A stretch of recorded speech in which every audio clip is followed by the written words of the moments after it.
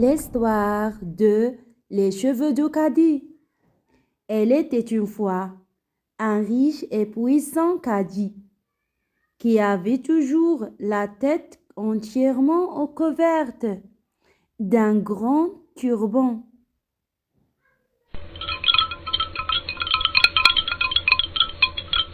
Il se faisait couper les cheveux dans la discrétion la plus totale.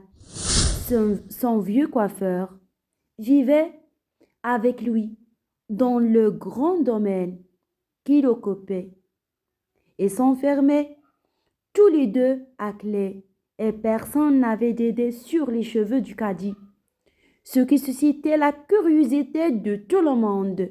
Les unes disaient que les cheveux du Cadi étaient hirsutes, d'autres pensaient qu'il n'en avait pas du tout. Les commérages sur ce sujet allaient bon train.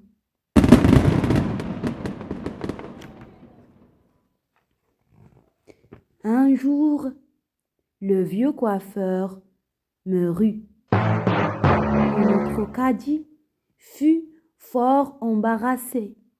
Il dut embaucher, après mille réflexions, un autre coiffeur nommé Ahmed. Celui-ci lui a été recommandé par son bras droit, Moulay Tahami, pour sa discrétion et son honnêteté. Le premier jour où le Cadi découvrit sa tête en présence de son nouveau coiffeur, celui-ci montra sa stupéfaction.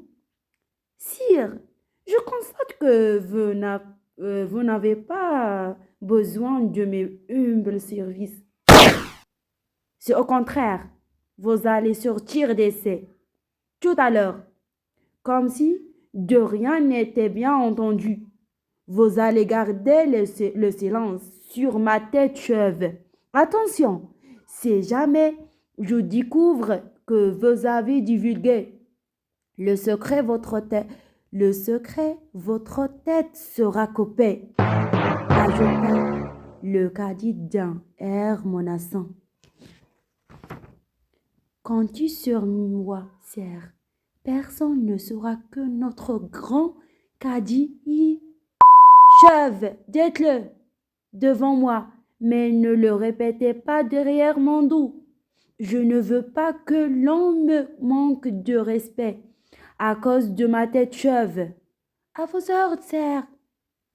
Le coiffeur sortit avec un lourd fardeau sur le cœur. Elle n'était pas sûre de pouvoir garder le secret et n'avait pas envie de mourir la tête tranchée. Elle en fut malade un jour. En se promenant dans une forêt, il passa près d'un puits et eut l'idée de lui confier son secret. Au moins, il était sûr que le puits ne divulguerait pas le secret. Alors, il se pencha en avant et cria de toutes ses forces: « Notre Cadi est chauve! Notre Cadi n'a pas de cheveux !» Soulagé, il quitta la forêt et rentra chez lui en chantant délivré de son lourd fardeau. Il se sentit plus léger et put dormir tranquillement. Quelques semaines plus tard, le bruit courut dans la ville. « Notre Cadi est chauve! Notre Cadi n'a pas de cheveux !» La rumeur se répandit si vite que notre Cadi l'apprit. Il fit appel à son nouveau coiffeur Ahmed. « Vous n'êtes pas digne de confiance. Vous n'avez pas su garder le secret, » cria-t-il. « Vous savez maintenant ce qui vous attend ?» Ahmed nia au début et se défendit, mais en vain. Il avait beau jurer. Notre Cadi ne le crut pas. Il ordonna qu'on le fouette afin d'obtenir des aveux.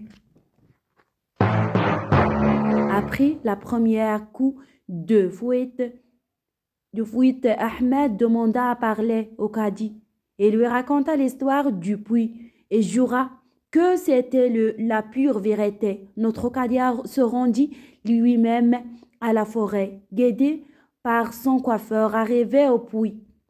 Les deux hommes furent abasourdis par la vue d'un roseau qui sortait du fond du puits.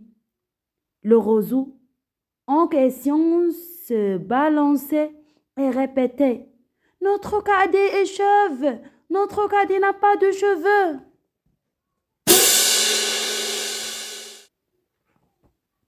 Le cadi, encore étonné par le spectacle, constata que la vérité sortit d'un puits, sourd et muet.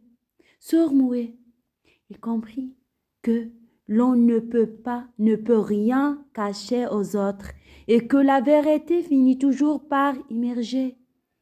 Il pardonna au jeune coiffeur et décida finalement de découvrir sa tête chauve devant tout le monde et le plaisir de constater que les gens continuent à l'aimer et à le respecter, non pour son apparence, mais pour ce qu'il était, juste et impartial.